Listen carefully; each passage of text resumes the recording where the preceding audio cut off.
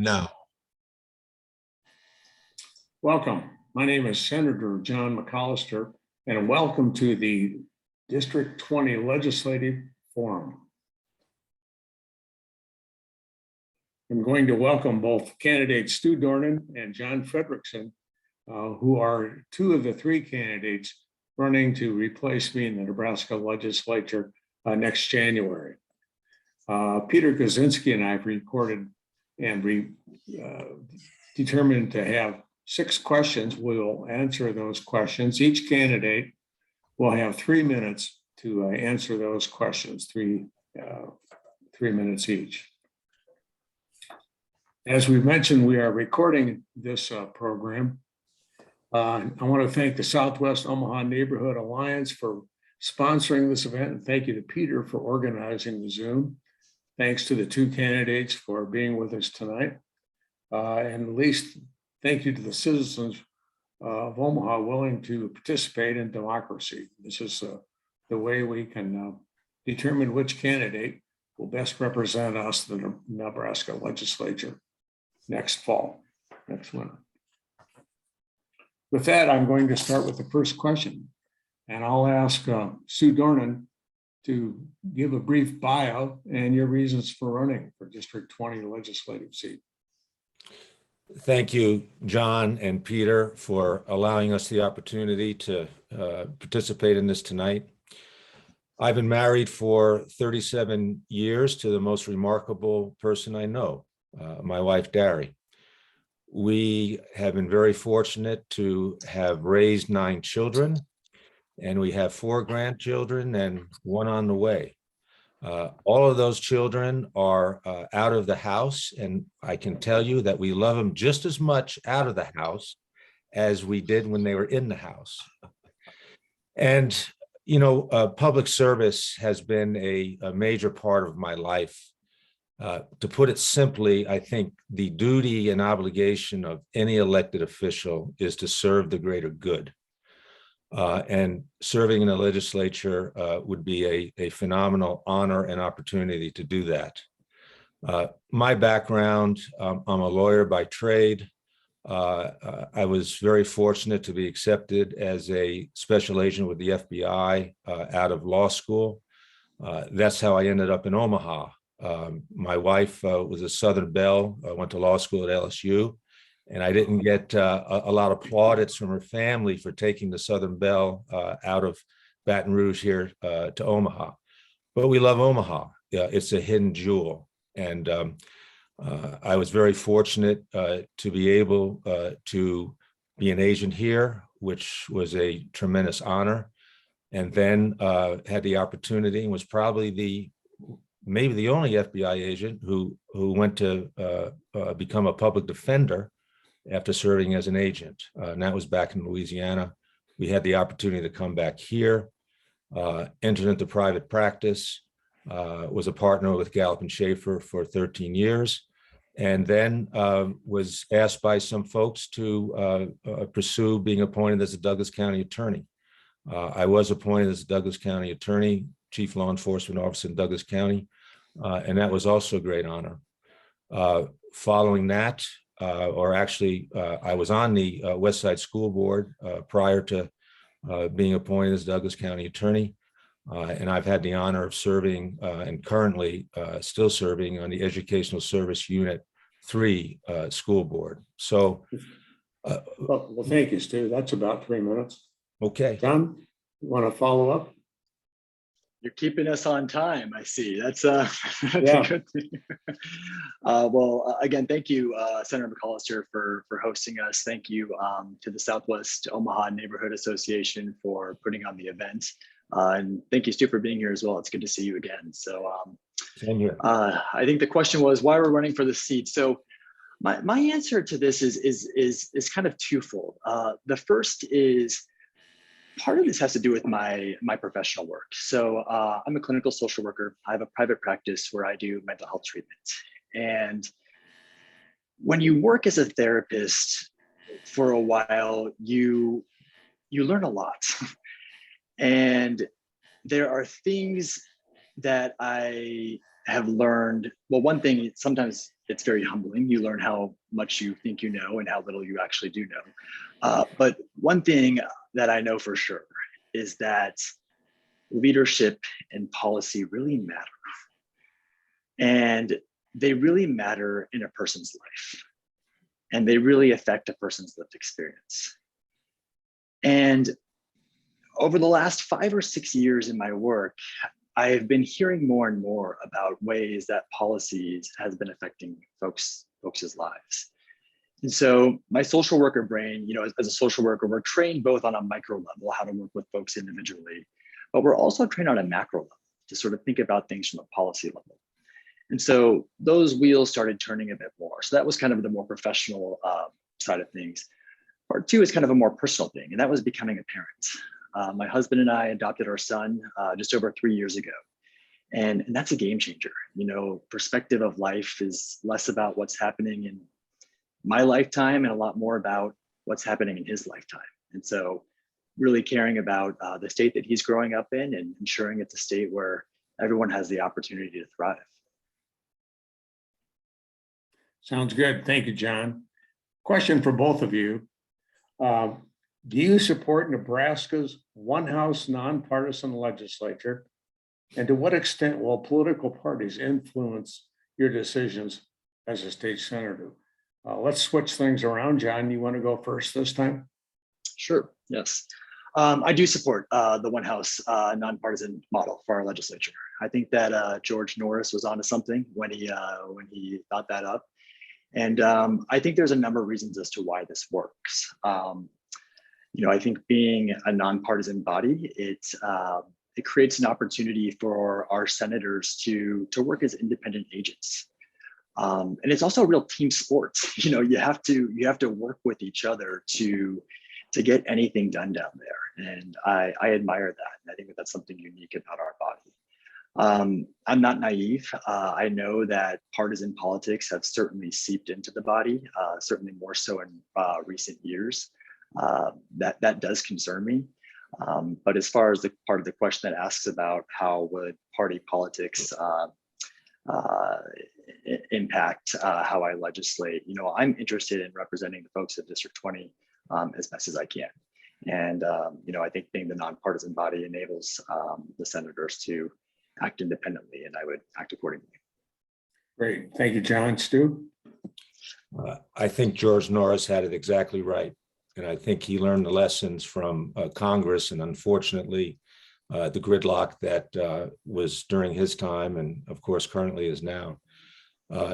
The object here is to serve the constituency and also to act as a trustee for the state.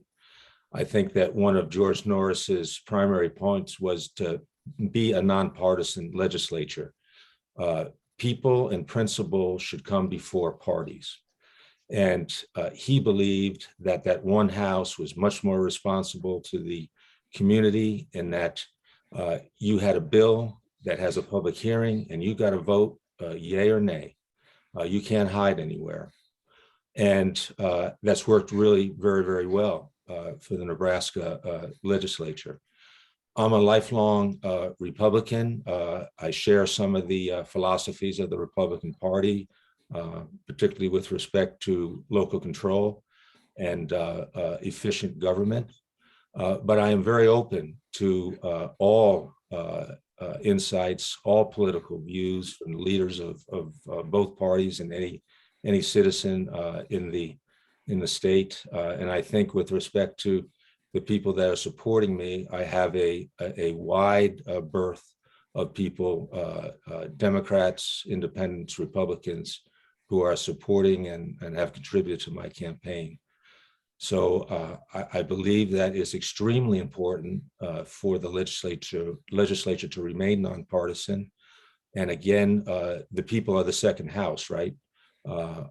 I'm there to serve the people, not only in my district, but as a trustee for the state. Great. You both took less time than necessary, so I'm going to ask a corollary question. How important is it to maintain the 33 vote cloture rule that currently exists in the Nebraska legislature? John, you want to try that question? Sure. Yeah, I think it's very important. I think that one of the things that is unique about a Unicam is that being one house, we do not have that extra body as an additional check and balance on the legislation that's going through. So I think having a 33 vote minimum for cloture is valuable in that it ensures that the majority of the senators are in agreement with moving forward with the legislation. So I believe it serves as an additional layer of protection for that. Yeah, thank you. Stu? I agree. Extremely important. You want to have a balance, particularly if you have a large majority of one particular party. You need to have, the ability of the minority party to participate and to participate in a meaningful fashion. And I think that that rule is essential for allowing everybody to be able to participate. And you really have you should have 49 free agents who are doing the will and work of the people. Yeah, thank you, Stu. Next question. Do you agree to conduct a fair and honorable election without hit pieces or personal attacks? Go back to you, John. I do. Here's the thing. I think that hit pieces, personal attacks. I have two concerns about them. One is that I think that first and foremost, I think they're cheap shots, right? I think it weakens the conversation. I think it distracts from real issues that voters are concerned about. And I also think it, frankly, has the potential to erode our democracy. It engages in dehumanization, which can be a slippery slope. On a more personal level, with that, going back to my profession and what I do as a therapist, one thing I'm clear about is who I am. I'm clear about that, and I know what my values are. And I very clearly know that personal attacks, engaging in dehumanizing behavior, that crosses a line for me. And that's just not a value I hold personally. So it's not something I'm going to be doing in the campaign. Yeah, thank you, John. Stu? I've been impressed by the way the three of us have conducted ourselves. I think that we have been very professional, and I applaud John and Julie for having that sort of outlook. The one thing, of course, that none of us can control is outside interests get involved with this. I'm certainly not going to be asking any outside interests to be involved in this campaign, and I would suspect that the other two candidates would probably share in that. But I am really concerned about the caustic nature of the legislature. The goal is to find common ground. The goal is to move forward again to serve the greater good. And I've spoken with one legislator who said, it's become so caustic that I'm not going to run again. That's got to change because, that's a bad reflection on the legislature, quite frankly. If you have individuals who are grandstanding, who are, looking to support wedge issues, if you will. And that's something that does not serve our constituency well. And, we have an obligation to act professionally and to act courteously with respect to each other. We can have different opinions and we can agree to disagree, but we really need to find common ground and then move forward from there. Yeah, thank you, Stu. Next question. Property tax relief has been a major topic in the Unicameral. That's certainly true. What tax reform policies would you support? Start again with you, Stu, and then we'll go to John. Since this question was written, there's been a big change, obviously, with respect to the historic tax package concerning property tax relief, income tax, and Social Security benefits. And I commend the legislature and you for making that happen. I think that is all going to make Nebraska a more competitive place. We're I think the seventh heavily taxed state in the country.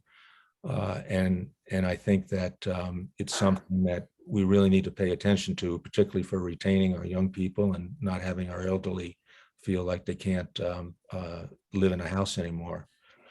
So there are things that we can do to continue down that road. I've been very impressed with the Blueprint Nebraska program that's put out. I think Senator Lynn Waltz's proposal also has merit.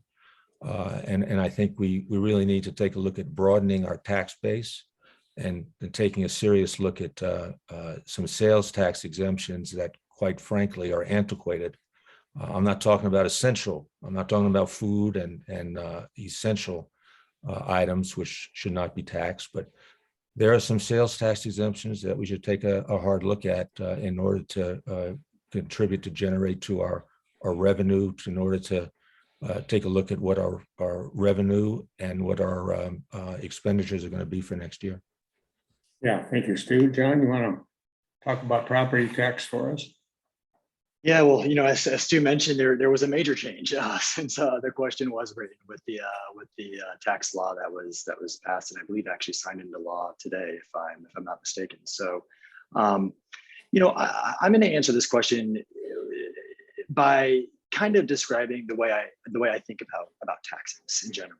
And I think that a society's tax structure is a direct reflection of that society's values. So I think how we tax, I think where we tax reflects what we value. And I also think the way we spend tax revenue reflects what we value. So when I think about how I would legislate in regards to taxes and tax reforms, I'm interested in tax policy that is fair to all Nebraskans. So I think if we're going to be providing tax relief, we want to ensure that all Nebraskans benefit from that tax relief. I don't think that any particular group of Nebraskans should have to carry an unnecessary burden of taxes. But I also believe that everyone needs to pay their fair share. And so I'm interested in any policy that would enable for that to occur. Yeah, thank you, John. Another hot topic occurring in the Nebraska legislature is penal reform, criminal justice reform. And I think you both know that we have one of the most crowded prison systems in the country in Nebraska. Start off with you, John, and tell us what you would do for criminal justice reform. Yeah, I'm really glad that we're talking about this. Just this year, actually, I believe Nebraska has become the most crowded prisons in the entire country. And this is both a public safety issue when we have overcrowded prisons. It's also a moral issue as a society.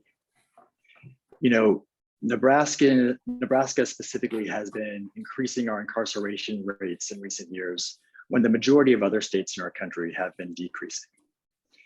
And Nebraskans are not more prone to crime or criminal behavior than other Americans. So I think this is a reflection of maybe what we're doing on our end and some things that need to be changed. The Criminal Justice Reinvestment Working Group released 21 different policy options earlier this year. I think there's a real opportunity there to look into those options. I think if we're going to have real criminal justice reform, we have to address things that are at the root of the problem. So things like mental health treatment, substance abuse treatment, things like transitional housing. We want to be able to reduce recidivism, but also looking at policies that ensure when folks have served their time that they're able to be successful. So I know there's been talk about SNAP benefit eligibility, for example. We want to ensure that folks have the ability to get back on their feet and can be successfully reintegrated into our society. Yeah, thank you, John. Stu? The legislature came very close to implementing some extremely good sentencing reforms. And I think we should do everything possible to pursue those responsible sentencing reforms and penal reforms. I'm in a really unique position with my background, and I've been on all sides of the criminal justice system. We need to be a lot smarter on crime. We need to be much more nuanced in separating the folks that we are afraid of, who need to be incarcerated, versus the folks that we are mad at, who often have some sort of addiction issues that they're grappling with.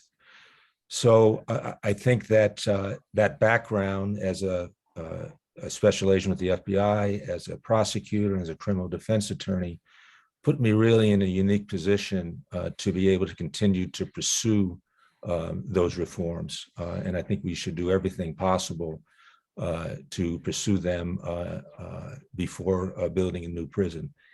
It may be that's what's necessary, but I think we should make Herculean and very muscular efforts to avoid that. I'm a big fan of restorative justice. Restorative justice does an excellent job of treating victims of crime. The cancer of crime affects them in many, many ways, and we need to make sure that we support them. But we also need to ensure that we are supporting folks who have paid their dues and provide them the opportunity to be successful with respect to job opportunities, mental health counseling. All of those things are very important, because the bottom line is we want to have everybody being a taxpayer rather than a tax burden. And I think that the principles of restorative justice address that, and I've been a long time proponent of those. Great, thank you, Stu. Another one of the big issues before the Nebraska legislature has been the St. Francis situation with regard to child care. And we recently passed a bill that hopes to remedy that. So what observations do you have about the way the state of Nebraska spends money, and what ideas do you have to improve our budget system, or what we deem important in the budget? And I'll go back to you, Stu. It's your turn to go first. If I'm not mistaken, I think Senator Arch has a bill that made it through that addresses this. We really have to differentiate between low bids for things like bridges and roads and material things versus how we bid for the care of the human condition. You can't put a value on the benefit of having a community that has adequate medical care, that has adequate mental health programs. All of that goes to the very basic principle of caring for and loving our neighbor. So we should not, and we have been very badly hurt by just accepting a low bid, particularly with respect to foster care and child protective services. Those things just are not subject to a free market approach, if you will. We need to invest in our people and in our children, and need to look at again, what do we value? And we should be valuing each other primarily, and making sure that the bidding process takes care of each other. We all do well when everybody does well, and when people are able to function with good health, physical and mental health, then that makes for a much more responsible and caring community. Thank you. John? Yeah, so the social work in me has a lot of thoughts on the St. Francis Ministries contract, as you can imagine. And I agree with what Stu said in terms of the bidding process. When it comes to human life, when it comes to vulnerable members of our society, In the case of St. Francis, one could argue probably the most vulnerable members of our society.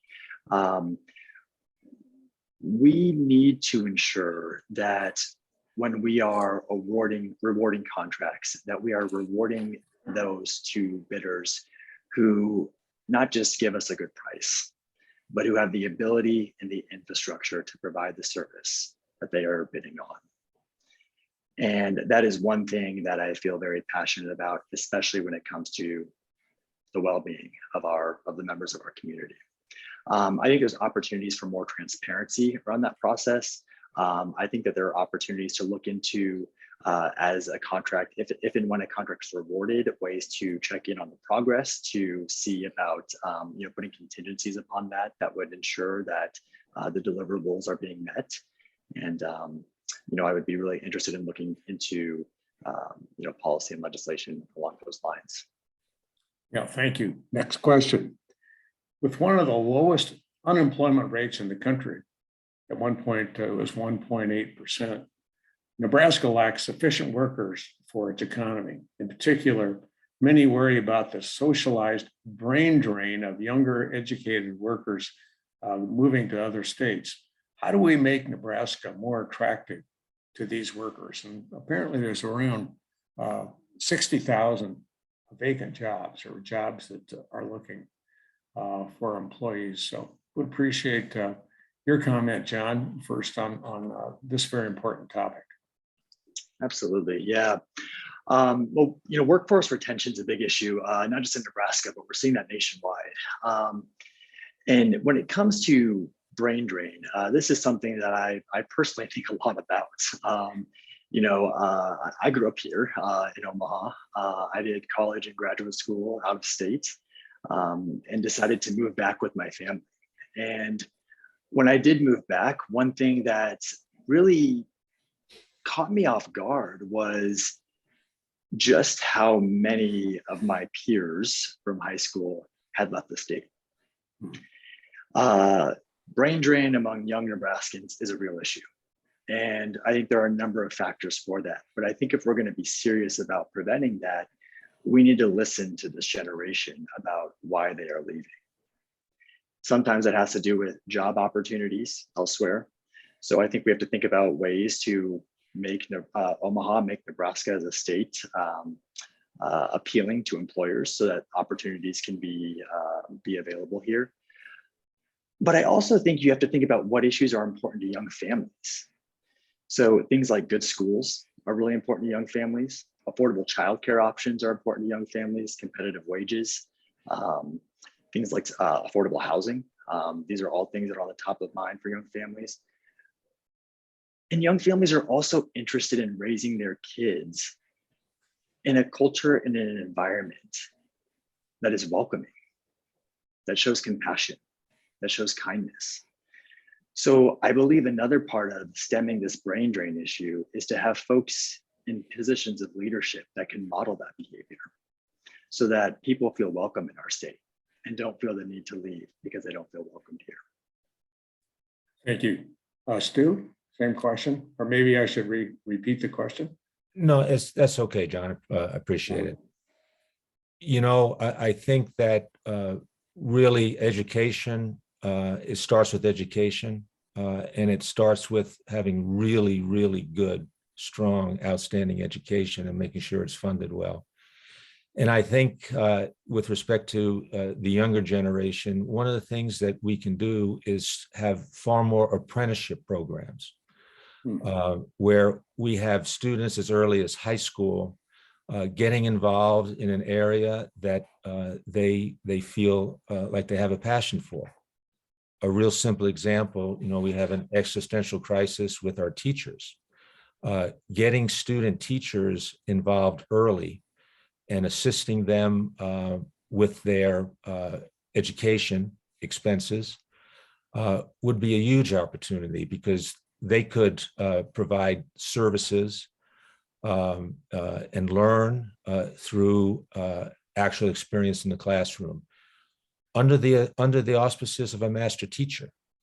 It doesn't only apply obviously to teachers, but with respect to vocational, opportunities, because if we have young people who get in the door early and experience what they believe their passion is and can begin to explore it, they've got a much better opportunity of staying in this area, because Omaha's a hidden jewel. I mean, it's a tremendous place.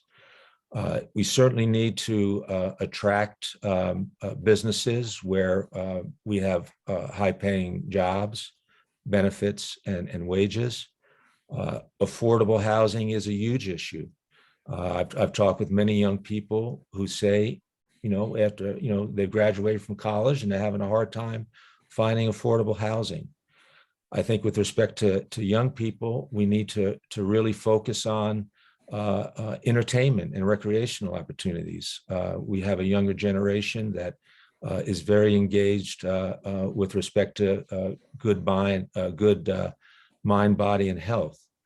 I think we need to surely keep a close eye on making sure that we have a community where taxes are fair, and that people are able to make good use of their money. It's extremely important that we respect the dignity of every human being, and I think we need to make sure as elected officials that we are very welcoming to all people. And I think that is something that will really very much hit the hearts and minds of people who say, Omaha is a place where I can come as I am and be accepted. And I think that's a huge part of elected officials. Yeah, thank you, Stu. Thank you. We're doing just great on time. So I think I'm going to ask each one of the candidates to talk about what they've learned from constituents by going door to door. But in the meantime, I'd encourage those people that want to ask questions to use the chat function and write the questions out, and we'll ask the candidates. But I'll start with you, Stu, since you had the last question, and talk about what you've learned from people going door to door. Property taxes, of course, are a big topic, but I have to tell you, and I'm a strong proponent of mental health services. When I say that we need to strengthen our mental health services and normalize our conversations about mental health, I don't think there's been anybody at the door who has not shaken their head yes, particularly because of the pandemic. That is so important. And I've been very fortunate to have served on Lucent Family Services, which organization has an extremely important role in providing mental health services to the community. I'm also been very fortunate to currently be on the board of Community Alliance. If you read in the Omaha World Herald the other day, they have a magnificent opportunity here to fully staff a facility, integrated care facility, where individuals can come for both their physical and mental health needs.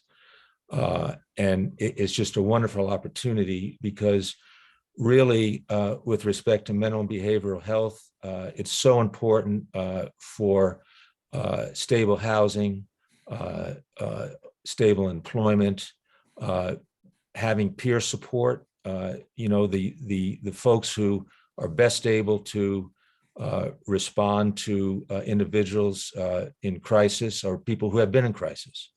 And we really need to pay as much attention to folks who have gone through psychotic breaks and psychoses, as well as people who have had physical injuries.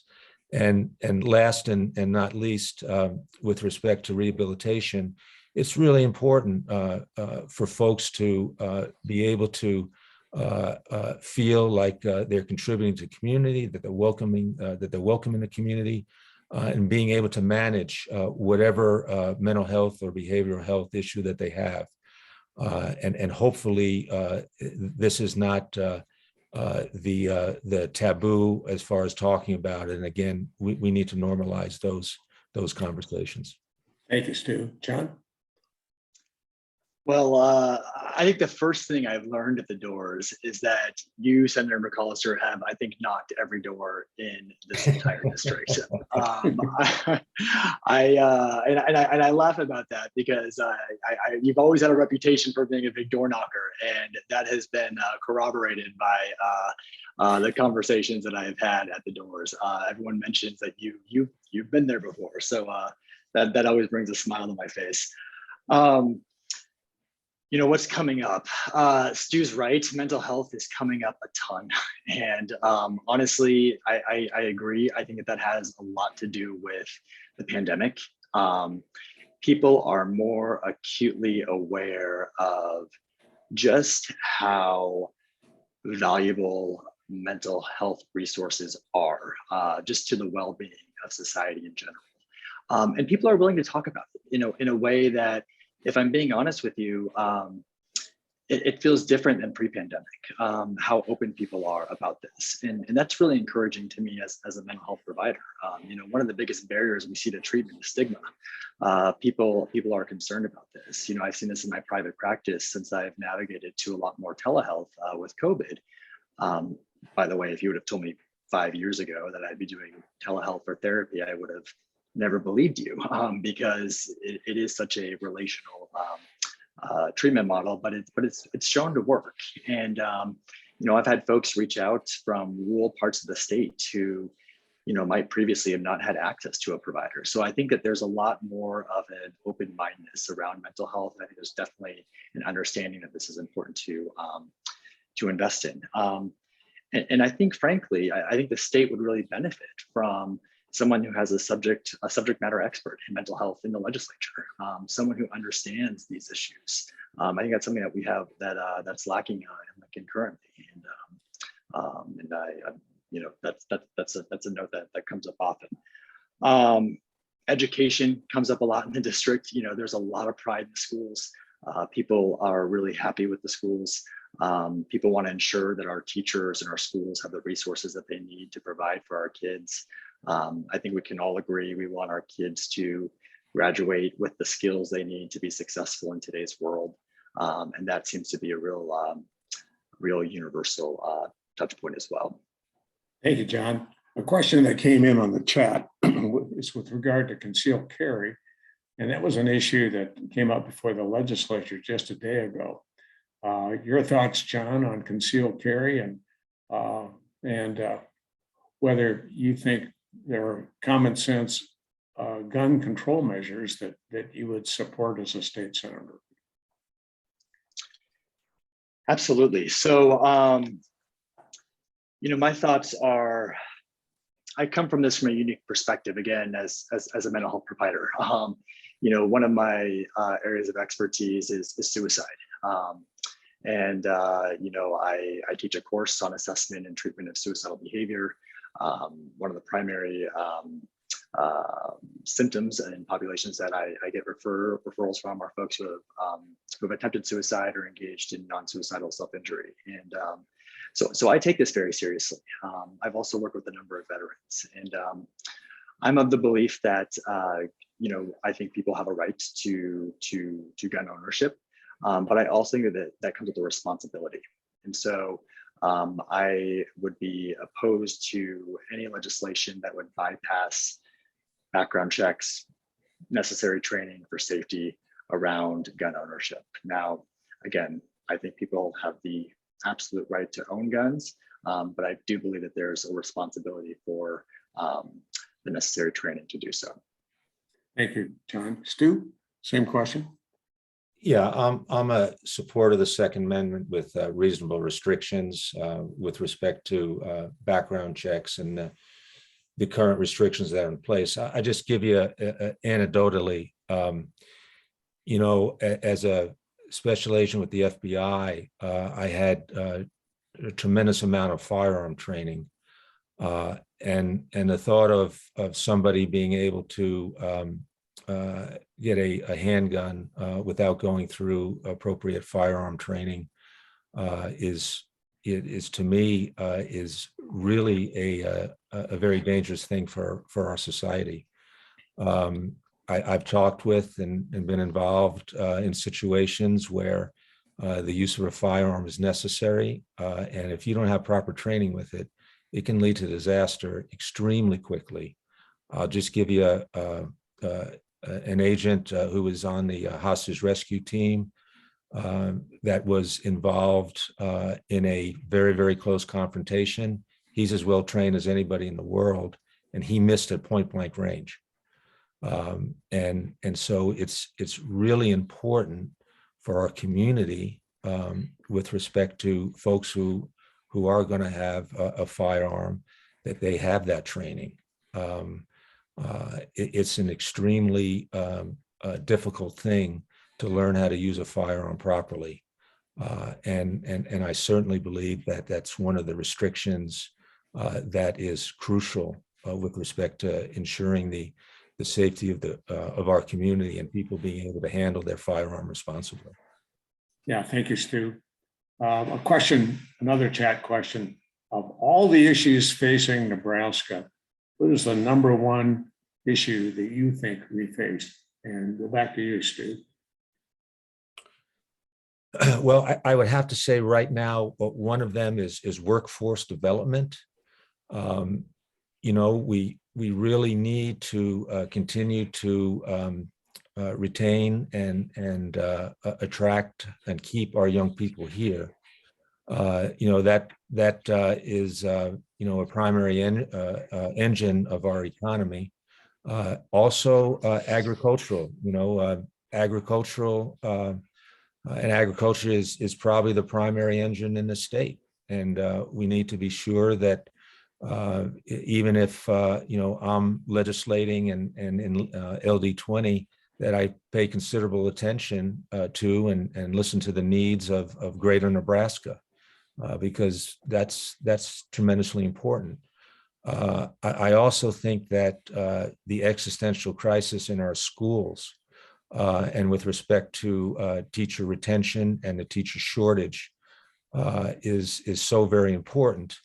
And you know, there are some good models out there. One in Tennessee, which talks about how we can assist students, tap them on the shoulder when they're younger, and say, "Hey, teaching is a noble profession, and you know, you're going to get an opportunity to get involved with it early."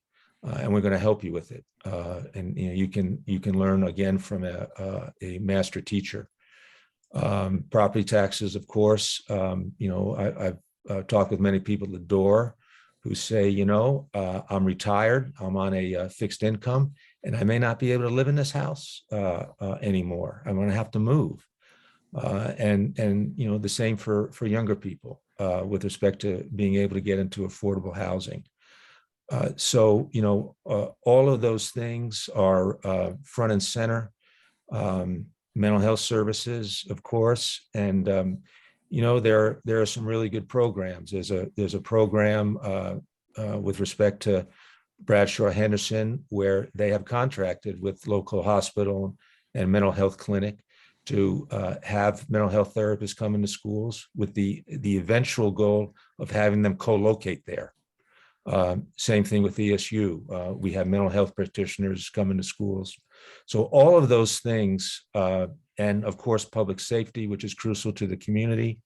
And we need to figure out what we're going to do with respect to our penitentiary issue and how we're going to grapple with that.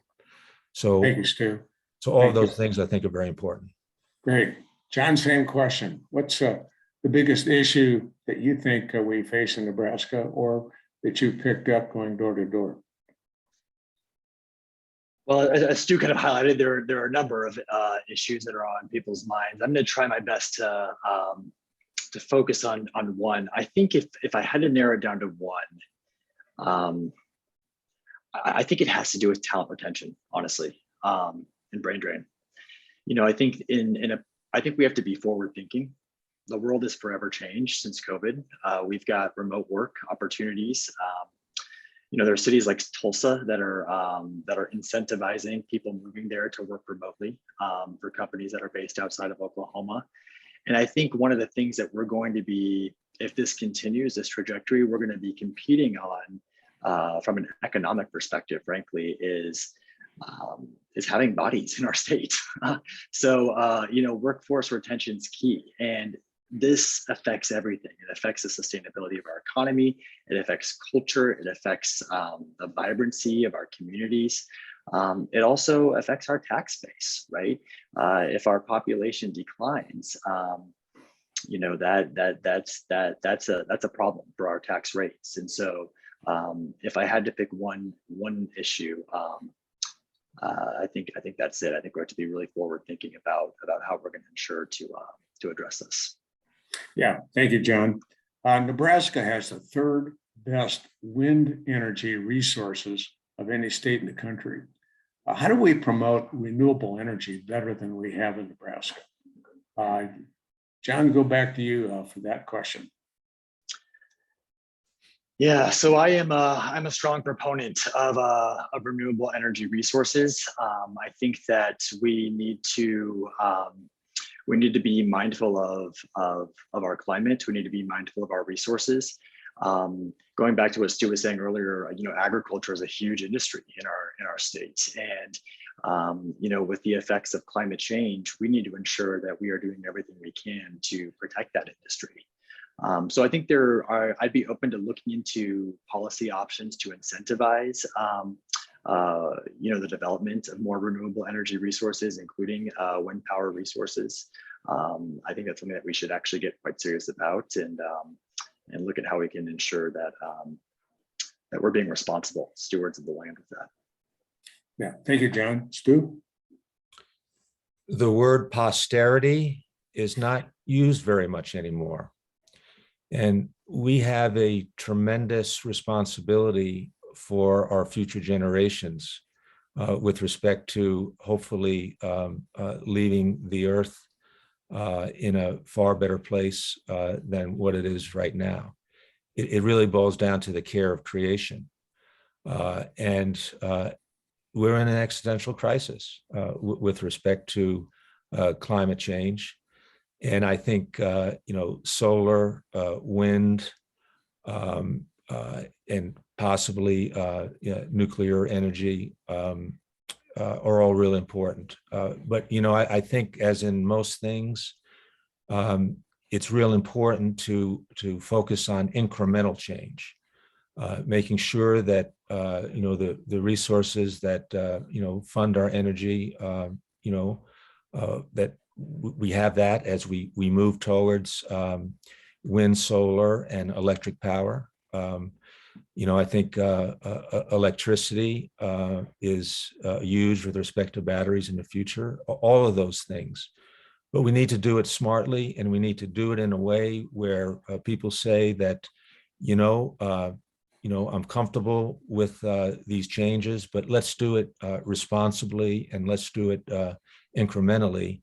And I realize that we need to do it right now, because if we don't, our children are going to be, living in an environment that is not hospitable at all. So I'm very open to that. Yeah. A hot potato. How would each of you have voted on the abortion ban, or that so-called trigger bill that came up before the legislature just last week? Start back with you, Stu. Well, I would say that initially we're still waiting on the Supreme Court as to whether or not they're going to make any changes with Roe v. Wade. I can say that I'm pro-life with exceptions. I think that there are two enormously competing interests there. One, of course, is the life of a child to be fulfilled. And the other one, of course, is often the extremely difficult circumstances that a woman may find herself in due to things beyond her control, obviously with respect to rape, incest, and and her health and the health of the mother. So I believe that the focus should be on reducing abortions as much as possible. I think we need to do a far better job with respect to providing for the welfare of a woman who is pregnant. I think we need to have extreme compassion and understanding of that. But I also think we need to take into serious account the most vulnerable person in this situation, and that's the child. He needs to have a place at the table. He or she needs to have a place at the table. So there's a lot of nuances with respect to this issue. And I think that we need to have a very broad and nuanced approach as we move forward. Yeah, thank you, Stu. John? So the decision on if and when to become a parent is deeply personal. And it is likely one of the biggest decisions that a person will ever make. I believe that decision is best left to the individual and their medical providers, full stop. So I am opposed to these so-called trigger bans. I think that that decision belongs to the person who is in the situation. Well, thank you. I think we're running up on our time. Peter, do you have anything to add before we jump off? Unmute. No, I'm going to end the recording now, and then I'll talk a little bit about how we're going to distribute the recording via YouTube. Okay, actually, maybe the audience will find this of some value, all 8 of us. But let me stop the recording now.